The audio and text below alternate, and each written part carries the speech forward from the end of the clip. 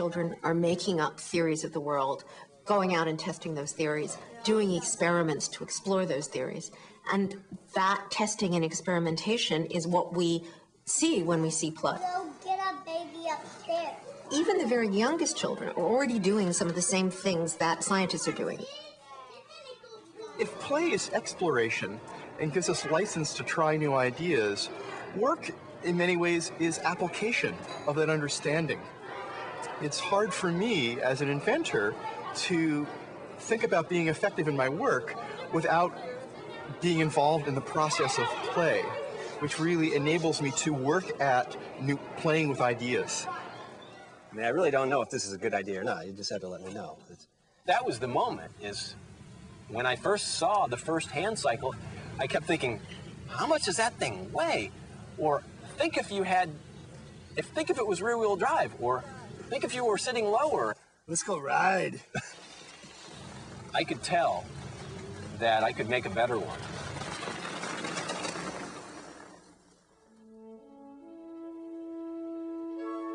I would say that all of the ideas on every level come out of a kind of daydreaming, imagining. Where does the idea start? I mean, there's an initial idea, there's an attempt to work on it, there are problems, the solutions come from the daydreaming about the problem.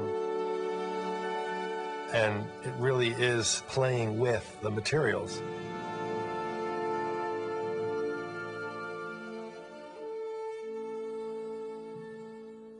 When children are finding out about the world, they're using a lot of the same kinds of fundamental basic techniques that scientists use, or for that matter, that inventors use when they're trying to be creative and find out about the world.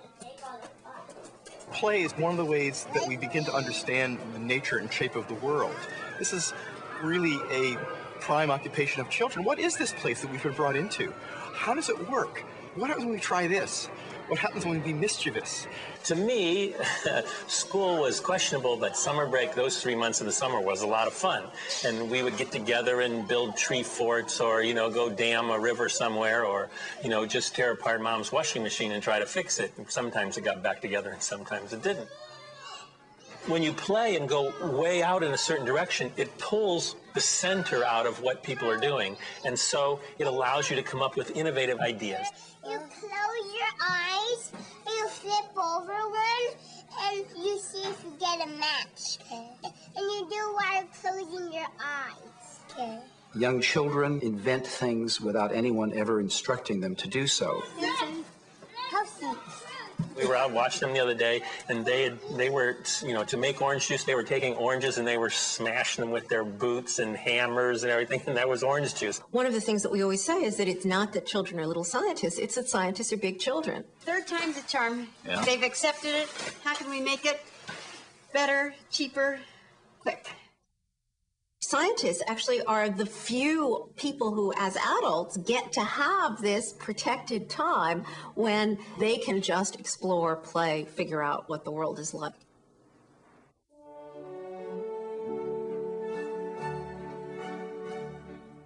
In many ways, all of my engineering training has come through just tinkering and playing. I've never had any engineering courses, and I think that's probably a good thing, because solving the problems on my own has led to, I think, the nature of my art.